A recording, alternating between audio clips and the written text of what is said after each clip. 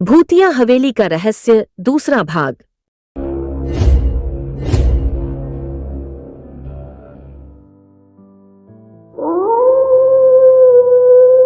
वे उस दरवाजे से अंदर गए। कमरा पूरी तरह खाली था। बस सीढ़ियों के बीचों बीच एक पुरानी कुर्सी रखी हुई थी। वह कुर्सी काफी पुरानी और कमजोर लग रही थी। तभी अचानक से एक हवा का झोंका आया और वह कुर्सी नीचे गिर गई और उस आवाज से वह पास आकर अपना हाथ थाम लिए। रवि डर के मारे कांपते हुए बोला, भाई अभी भी समय है, हम यहाँ से निकल सकते हैं। मुझे ये जगह बिल्कुल ठीक नहीं लग रही, यहाँ कुछ गड़बड़ है, चलो वापस चलते हैं। डर क्यों रहा है? हमने तो यहाँ की सच्चाई जानने का फैसला किया था, अब भागने से क्या फायदा? वो दोनों बात कर रहे थे। तभी नीलम चलते हुए बोली, ये दोनों जहाँ भी जाते हो सिर्फ बातें ही करते रहते हो।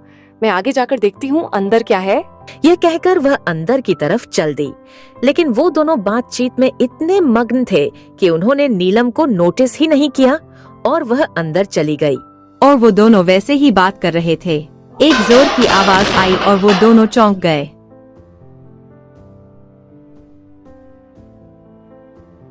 नीलम कहाँ है?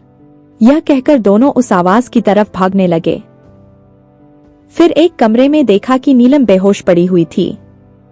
फिर वह दोनों उसे उठाने के लिए जैसे ही झुके, अचानक पीछे से किसी ने उनके सिर पर मारा और वो दोनों बेहोश हो गए। तुम कौन हो और हमें यहाँ क्यों बंद करके रखा है? तुम लोगों को यहाँ आना ही नहीं चाहिए था, समझे? यह कहकर वह जोर जोर से हंसने लगा। अब मुझे लग रहा है कि यह भूत है। चुप कर, तू कुछ मत बोल, तुझे कुछ नहीं पता। जैसे तुझे तो सब पता है ना।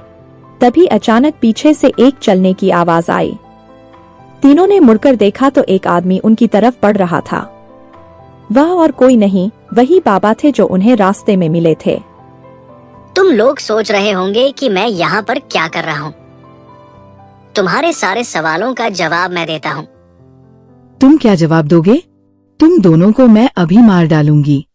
तुम दोनों ने मुझे बहुत सताया है, अब तुम दोनों मरने के लिए तैयार हो जाओ।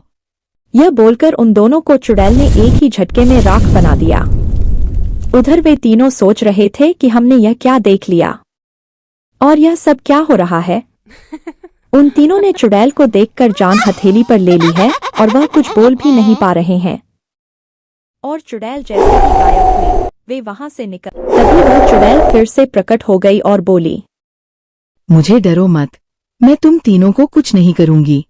तुम लोगों को कुछ समझ नहीं आ रहा होगा, मैं समझाती हूँ। इन दोनों ने मुझे मार दिया था और मेरी आत्मा को इस बाबा ने उस कमरे में जहाँ ये लड़की गई थी वहां बंद करके रखा था, उस डरावने कलश में। अब मैं तुम्हें सही से समझाती हूँ।